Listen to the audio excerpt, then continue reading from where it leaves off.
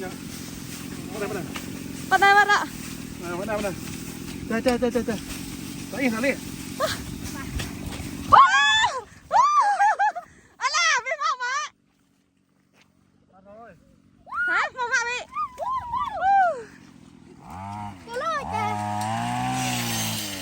Tiếp tục. Lăng mạng quay chị này, quay chị. Lăng ra đây. Đâm ạ. Bút ạ. Bút ạ. Đâm bút ạ. Lăng cái tình hình. Đâm bút ạ. Gorang.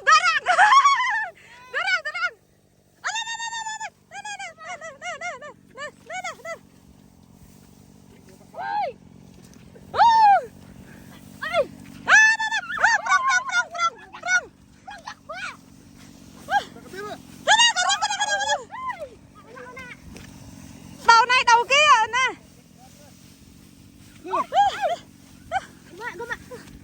Đây cái quay chưa? Quay chị nó đang là. Ba lại. Đã đẩy hết à. Bỏ đi rồi. Đã cụm đi. Hai găng ngàn đi à. Nè.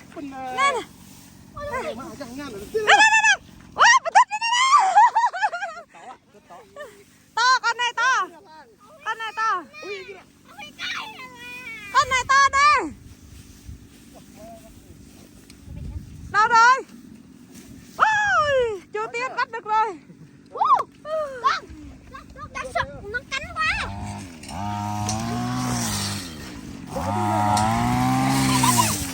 Tốt. Ra một ạ. Dọn cả tiền đây. Đây.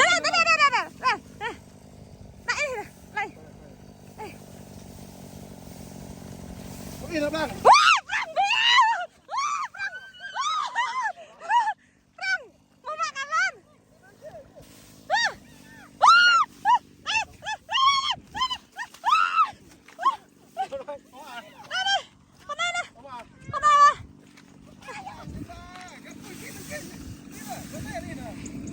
Có này mày à? À chỗ ấy để bác vào.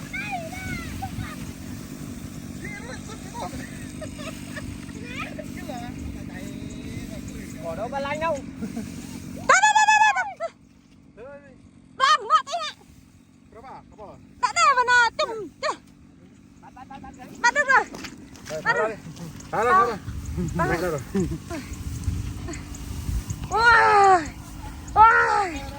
Ôi. Đây mọi người ơi. Đây. To quá. Bắt được con to. Thành cái bọc ạ. To. Mọi người đây nhá, to quá này. To. Chuột hôm nay này. Cả dạ. Cả nhà cạnh ngang cọc lần. Dạ kìa. Berapa ya? Itu hanya mau to chắc kì. Thì một lọc ra thì. Là độ đó. Đi.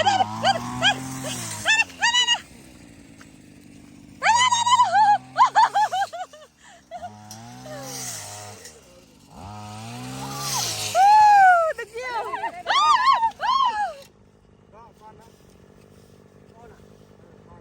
Nó lại làm gì?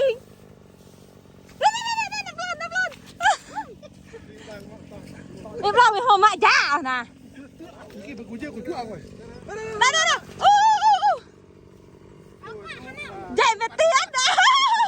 Đây về tiến dơ lên. Wow, được mời nhiều. Hôm nay được mời nhiều. Hết rồi. Trước.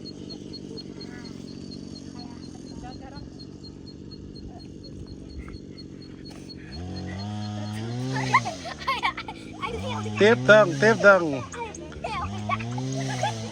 Jumpa abre nggak hiam nah.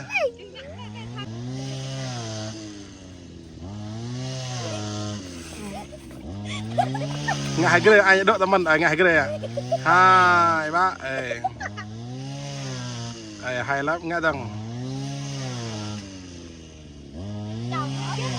Hay lắm. Ngại sâu hơn tí nè. Anh là nằm phía sau hơn tí nè.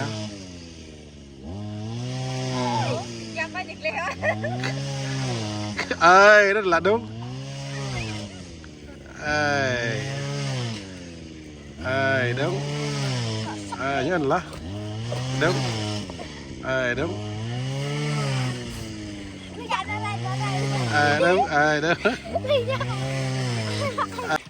Con làm Linh, Linh con. Ôi, con làm Linh. Con ạ. Đâu? Ơ, cái thằng này. Gì ngã bay xếp sọp anh ạ. Con đặt đi. Nè nè con này.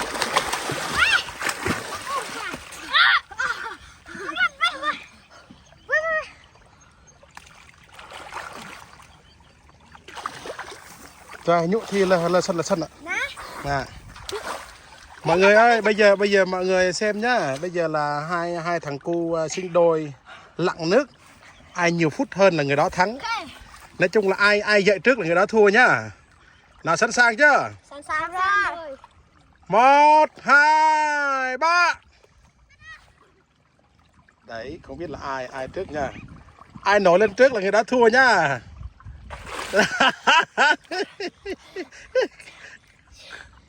Vậy là áo xanh kia thua. Đủ rồi, lên đây. Linh thắng làng thua. Thử lại không? Thử lại một lần nữa nha. 1, 2, 3. Người kia chơi đều. Ông kia chơi đều.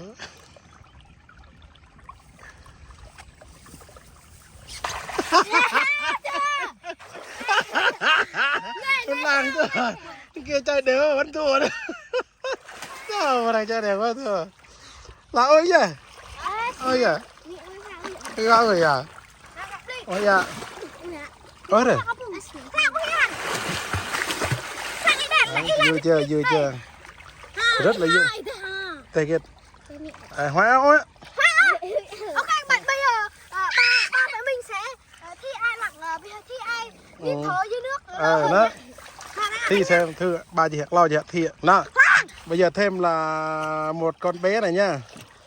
Giờ là ba người thử sức thêm. Bắt đầu xếp hàng đây. Ngã đều đừng ai trước ai sau nha, phải đều nhá. 1, 2, 3.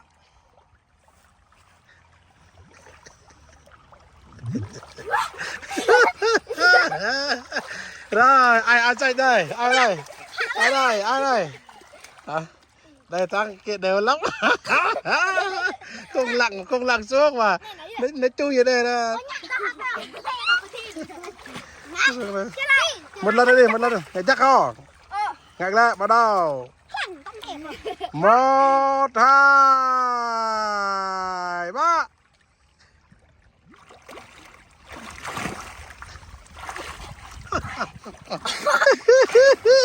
Vẫn thua làng chắc.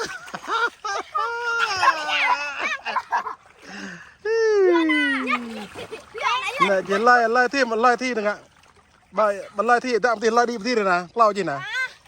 Lai thi lai cái phần này là tạm một tí nè, lít cho tập bông này nè. Bắt đầu mong nhân rồi đó. Đã hả, một lại 1, 2 bạn chỉ lai hả? Đó. 1, 2, 3.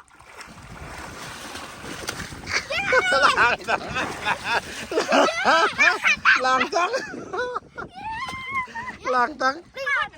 Đây này, ai tên gì đây?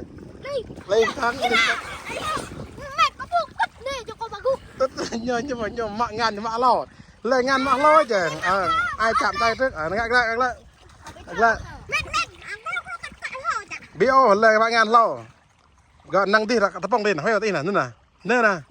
Nè, có gọi nè. Nè, ghê nè, cái chỗ gọi nè. Bio, nè, năng cái châu nè. Đó, có gì ạ, chỗ gọi này. Đấy. Lo thi ho. Chuẩn bị, sẵn sàng, 1, 2, 3. Từ đây.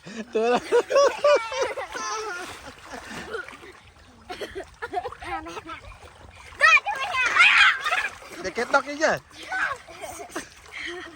đây Cái nhúc từng bé. Quanh ra này chặt bé. Các bạn ơi, bây giờ mình sẽ thi đi dưới nước một lần nữa. bắt đầu nhá 1 2 3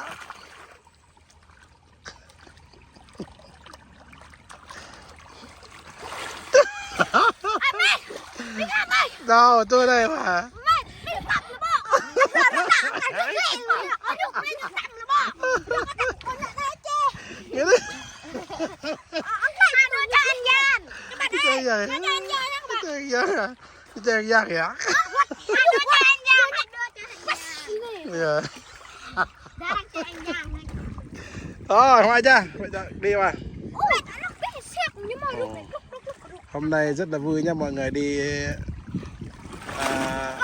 đi cắt lúa ông già mà dắt theo mấy đứa cháu nhỏ này. Đây lúa ngày mai là cắt lúa đây này, ngày mai lúa đây chưa cắt này, ngày mai cắt lúa này nha. Mảnh bên này chưa cắt này. Còn mảnh bên này thì cắt rồi, giờ vác lên chưa hết. Thôi hoa cha thôi.